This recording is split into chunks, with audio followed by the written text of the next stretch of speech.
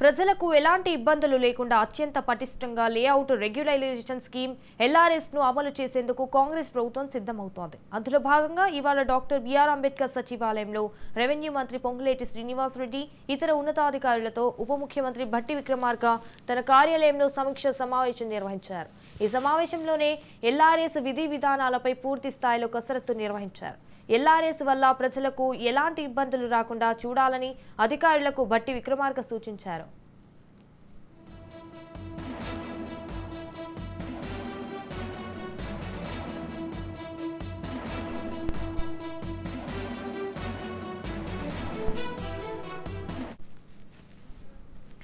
LRS అనుమతుల కోసం ప్రజలు చేసుకున్న దరఖాస్తులు వీలైనంత వేగంగా పరిష్కరించాలని అధికారులకు సూచన చేశారు.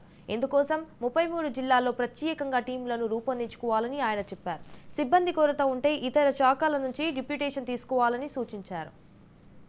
ఇదే అంశానికి సంబంధించి మరిన్ని అప్డేట్స్ మా Telangana bureau chief Mahender Reddy phone ద్వారా అందిస్తారు. మహేందర్.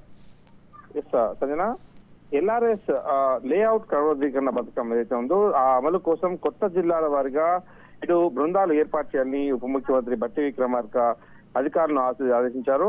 ఇక ఎల్ఆర్ఎస్ పైన ఇప్పటికే అనేక రాజకీయాలు మనం చూసాం. దీనిపైన గత ప్రభుత్వం ఎల్ఆర్ఎస్ పేరిట పేదలు ఇబ్బంది పెట్టిందని, సామాన్యులు చాలా ఇబ్బందులు పెట్టిందని మనం చూసాం. మరి ఇప్పుడు ఆ ఎల్ఆర్ఎస్ పరిష్కారానికి దిశగా రాష్ట్ర ప్రభుత్వం అయితే అడుగులు వేస్తుంది. ఇక భట్టి మొత్తంగా ఎల్ఆర్ఎస్ అమలుపై సచివాలయంలో నేడు రెవెన్యూ అలాగే మంత్రి పొంగులేటి శ్రీనివాసరెడ్డితో కలిసి సమీక్ష ఉంచారు. భట్టి విక్రమార్క ప్రజలకు ఇబ్బందులు లేకుండా పకడ్బందీగా ఎల్ఆర్ఎస్ అమలు చేయాలని ఉప ముఖ్యమంత్రి స్పష్టం చేశారు. ఇక ఎల్ఆర్ఎస్ విధి విధానాల కసరత్తుపై కూడా సమీక్ష నిర్వహించారు. మొత్తం రాష్ట్ర వ్యాప్తంగా 39 లక్షల దరఖాస్తులు ఇప్పటికే పెండింగ్ లో ఉన్నాయని, వీలైనంత వేగంగా వాటన్నిటిని పరిష్కరించాలని, జిల్లాల వారీగా బృందాలు కూడా ఏర్పాటు చేయాలని ఈ రోజు సమీక్ష ఉంచారు. అలాగే సిబ్బంది కొరత ఉంటే ఇతర శాఖల నుంచి డిప్యూటేషన్ పై తీసుకోవాలని కూడా మంత్రి సూచించారు.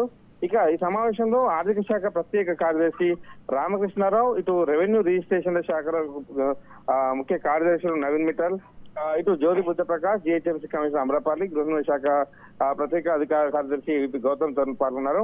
ప్రధానికి ఎల్ఆర్ఎస్ పైన గత ప్రభుత్వం అయితే చాలా వరకు ఎంతో ఇబ్బందులు గురిచేదని, దీనిపైన డబ్బులు వసూలు చేశారు కానీ ఏ పరిష్కారం చేయలేరని, సో ఇదంతా కూడా రాజకీయ అభ్యంతరం చూసాం. సో మొత్తానికైతే కొత్తగా ఏర్పడినటువంటి కాంగ్రెస్ ప్రభుత్వం ఎల్ఆర్ఎస్ ఏదైతే లేఅవుట్ రెగ్యులేషన్ స్కీమ్ ఏదైతే ఉందో ఆ అమలు స్కీమ్ ను అమలు చేసేందుకు కాంగ్రెస్ ప్రభుత్వం అయితే పూర్తిగా సిద్ధమవుతుంది.